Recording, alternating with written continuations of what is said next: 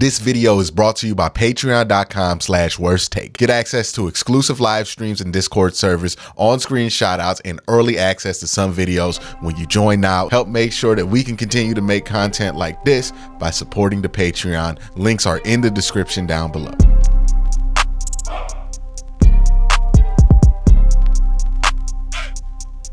Are the Browns the best quarterbackless team in the NFL? What I want to do today is talk about the Cleveland Browns, where the rest of the AFC is, and where does the Browns quarterback situation rank amongst the AFC, because the Browns aren't the only team that has had some issues down the stretch. So what teams that might make the playoffs that the Browns might want to play? What teams that might make the playoffs do the Browns want to avoid? What games are winnable? Let's do all of that right now and jump straight into it.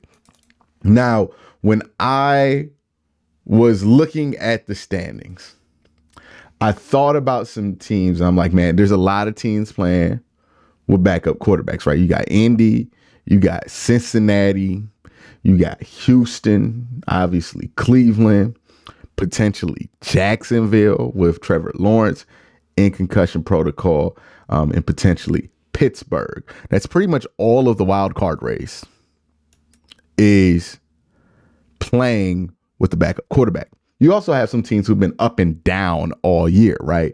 I think Miami, Kansas City has been up and down, and Buffalo most certainly has been up and down. There's been times where Buffalo looks like the most terrifying team in the NFL, and you don't want to play them. There's been times where Buffalo looks like absolute frauds. So knowing that, and then the one team that hasn't really fluctuated is Baltimore, but that's the one team you have a road win on in the AFC. So when we say the AFC is wide open, we mean it. If we were doing open seeding, the Browns would have the 4 seed right now as it stands. They have the tiebreaker over the Jacksonville Jaguars and the overall win. They have the 4th best record in the AFC, and I believe the 6th best record in the NFL. So 1, 2, 3, 4, 5, 6, 7, tied for 7 with Kansas City. This is where the Cleveland Browns are at. It's kind of crazy to think about, but this is where the Cleveland Browns are at. So first things first, let's go through these contenders and ask ourselves, who do we want to play and who do we not want to play if the Browns are fortunate enough to make the playoffs? So right off the bat, we know one of the first teams you would want to play in a wild card situation is whoever wins that AFC South, right? Whether it be the Jaguars, whether it be the Colts. We'll see how the Browns match up with the Texans, but especially the Colts and the Jaguars, you want to play them. The reason for the Colts is because they're just not a overwhelmingly talented team. They do some things well on offense. I honestly, like, if I had to rank the AFC South teams, I would say the team I want to play the least is the Texans with CJ Stroud. But if CJ Stroud, and it looks like he's probably not coming back for a little while here with that concussion. So the Texans with CJ Stroud is probably the team I want to play the least.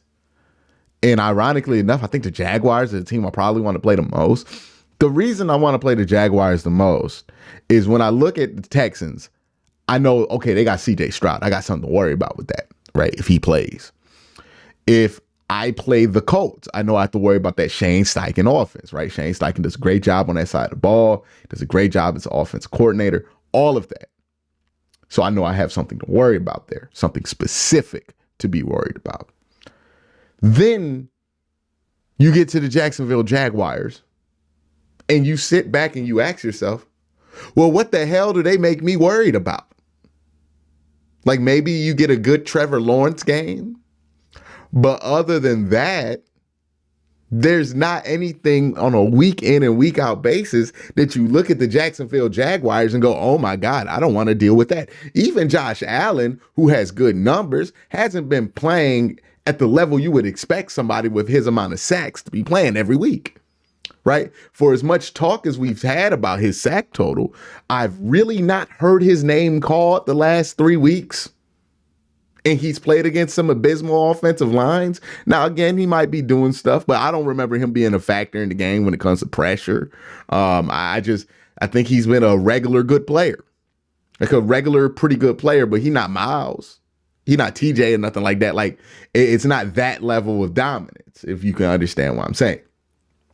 So that's why if I'm in the wild card race, I look at the Jaguars and go, yeah, you can beat them. Because if you have one thing that's special about you, you can beat the Jaguars. Every team, right? The Bengals can beat the Jaguars. They already did it. The Browns can beat the Jaguars. They already did it. Buffalo can beat the Look, if Jacksonville gets that 4 spot, there's going to be a race for that 5 spot because it's a very winnable round 1 game. Now, again, Jacksonville's not going to be a pushover. I expect them to play hard in a playoff game, but they've also been an awful home team. They've only won 2 home games, 2 games in Jacksonville all year. And they just have all the smellings and trappings of a team that's fraudulent. They just feel very fraudulent. And a lot of that has to do with the fact that that's the one team in this playoff race that has absolutely no identity. Again, I could go down this list and tell you the identity of every team in the AFC except for Jacksonville, right? Baltimore, their identity is number 8, Lamar Jackson, and having a good defense. Miami's identity is clearly speed. Kansas City's identity is Patrick Mahomes and that defense that they have over there. The Cleveland Browns' identity is that they have the best defense in the NFL right now. Jacksonville has no identity. Cincinnati's identity is based around those wide receivers that they have. Indianapolis's identity is based around that Shane Steichen offense. Houston's identity is based around the fact that they got CJ Stroud. The Buffalo Bills' identity is based around the fact that they have Josh Allen. And some of you might argue, well, Trevor Lawrence is just as good as CJ. No, he's not. Your Browns fans are sweating CJ Stroud playing in this game. We weren't that damn worried about Trevor Lawrence playing because we know the truth. We've seen what Trevor Lawrence is. And this is no disrespect to Baker Mayfield, but like Trevor Lawrence is pretty similar to Baker Mayfield. A guy who could give you a couple hot games, a guy who could give you a stinker. Is just as likely he gives you both. He's not anybody to be overly concerned about. The same way teams weren't shaking in their boots when we had Baker Mayfield, when we came to town, nobody's shaking in their boots about Trevor Lawrence. More people are worried about T. Higgins and Jamar Chase. They're worried about Shane Steichen. They're worried about C.J. Stroud. They're worried about Josh Allen. Hell, they worried about T.J. Watt more. That's all the way down to the 10 seed. This is where they're at. They're identityless team. That's the team you want to play. Not saying they're a pushover, but you want to go at the teams in the playoffs that don't have an identity because your identity is everything in the playoffs. It's everything. But that's who you want if you get in the wild card. Now, let's say by some miracle, the Browns get the 1 or 2 seed, they win the division, they win out, which, hey, it's not crazy, right? You're playing a backup quarterback this week, more than likely. You're probably playing some version of whoever the Jets are going to throw at quarterback on Thursday Night Football. And then you get 3 extra days rest to play the Cincinnati Bengals, a team that you've historically beat, at least with Kevin Stefanski. It's not crazy that you went out, and it's not crazy that Baltimore drops 2 of these 3 games when they play San Francisco and Miami back-to-back, the respective 1 and 2 seeds of their conference. It's not crazy. Browns got to take care of business, but it's not crazy. That being said, if you do get the 1 or 2 seed, which one of these wild card teams do you want? Which one of these wild card teams do you not want? I'm very curious to see where Cincinnati's going to be.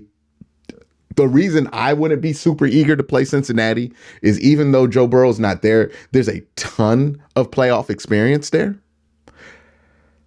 So that might be something that hurts you down the line against a team like Cincinnati. I wouldn't be opposed, but, you know, if you're playing them in Cleveland, I guess I'd feel fine about it, right? Jacksonville, obviously. Indy, if you're playing them in Cleveland, I feel great about that. Houston, if you're playing them in Cleveland, I feel good about that. Buffalo, if you're playing them in Cleveland, look, I think Buffalo is better than what their record is, but I also don't think Buffalo is necessarily as good as they're looking right now. And I think that they're hot, but they're going to cool off by January. I'll see if I'm wrong about that. I'm not saying I want Buffalo, but hey man, if you get Buffalo, I don't think that's an unwinnable game, especially at home. And the only way you're going to play Buffalo at this point is at home, unless Miami just completely backslides out the AFC East. So it's an interesting field this year. It's an interesting card. If you look at the Browns, right, where do we stand in quarterback situation? I would say you're definitely behind Baltimore. You're definitely behind Miami. You're definitely behind Kansas City. You're behind Jacksonville. You're behind probably Indy. And then you're about par with Cincinnati. So it's not terrible, but it's not great. But I don't think it really matters. Yes, I tricked y'all. I don't think it really matters. Here's why I don't think it matters as much as people will make it out to be. And if you've watched this channel for a while, you know what I'm about to say. The defense makes it so that they're really not asking Joe Flacco to do that much. That's the Browns' secret to success. All year, they've asked the quarterback position to do very little and been able to get away with it because the defense is simply that good. Right now, if you look at the Browns' passing stats, they're terrible. They're absolutely terrible. The reason that they're terrible is obvious. A ton of injuries. Nobody. We're just now about to get to the first quarterback about to play 4 straight games.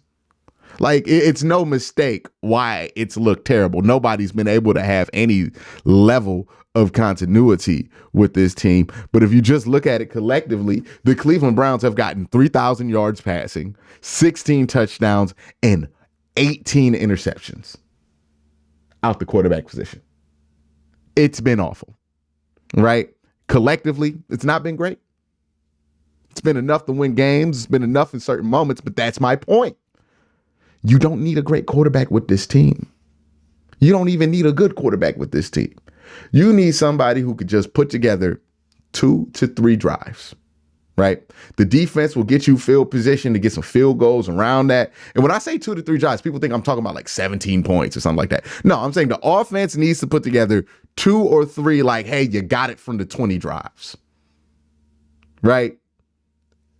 Everything else is going to come because the defense is forcing turnovers, or the defense is flipping field position, or the defense is just flat out making it so that you only got to get like 20 yards of offense to get a field goal. That's what the Browns can do for you. That's why the defense is important. We focus so much on quarterback. I don't know why we're still focusing so much on quarterback. The quarterback play has not been great. At best, it's been mediocre. Well, not at best. I say at best, it's been good. At worst, it's been awful. It hasn't mattered. You've won with awful, you've won with good, you've won with mediocre. Because the defense does not ask that much out of the quarterback position. And when you ask yourself, hey, what's it going to take to beat the Bills? What's it going to take to beat the Chiefs? It all depends on what the defense is able to do. Can the defense put Pat Mahomes in hell? I've seen other defenses do it. It's not impossible. If they're playing at home, they can certainly do it. I think it's possible for them to do it on the road. You hold Pat Mahomes to 17 points, it really don't matter who you got on the other side. You can beat them. We saw this with the Denver Broncos. That's my thoughts on this. Let me know what y'all think in the comment section below. Y'all have a great day. Have a better night. Peace.